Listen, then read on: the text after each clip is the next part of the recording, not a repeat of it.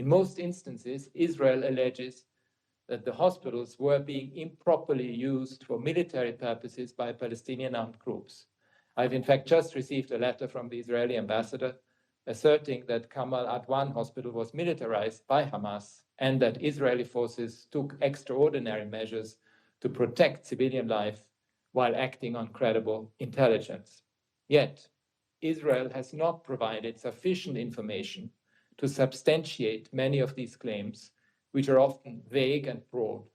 In some cases, they appear to be contradicted by publicly available information.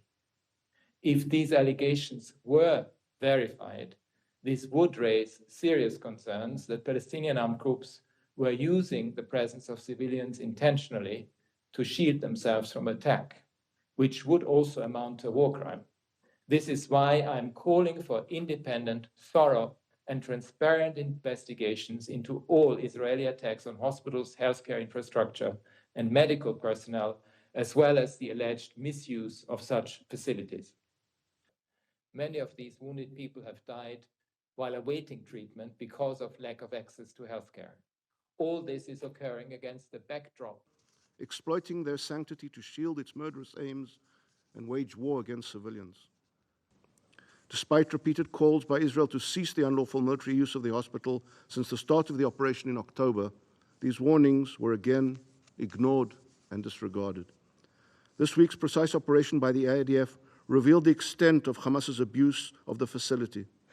Over 240 terrorists were apprehended, including 15 who participated in the October 7th massacre, the darkest day in Israel's modern history, where over 1,200 lives were brutally taken by the terrorists. Among those apprehended was the hospital director himself, who is suspected of being a Hamas operative, as hundreds of Hamas and Islamic Jihad terrorists were hiding inside the Kamal Adwan hospital under his management. He is currently being investigated by Israeli security forces. Time after time, the same acts, the same patterns, the same criminal and inhumane conduct. Dr. Mahmoud Abu Nujila, who was killed in an Israeli airstrike on Al-Auda Hospital, wrote a message many months ago on a whiteboard in the hospital normally used for planning surgeries.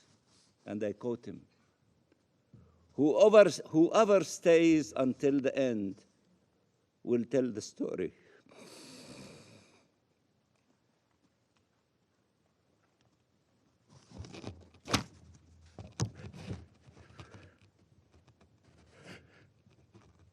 We did what we could.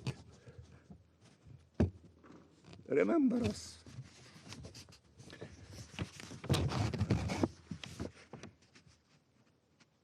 Remember us. We owe them more than remembrance. Nothing can explain that for 15 months Palestinians in Gaza have endured hell and been abandoned to this fate. I thank the permanent observer of the Observer State of Palestine for their statement. The meeting is adjourned.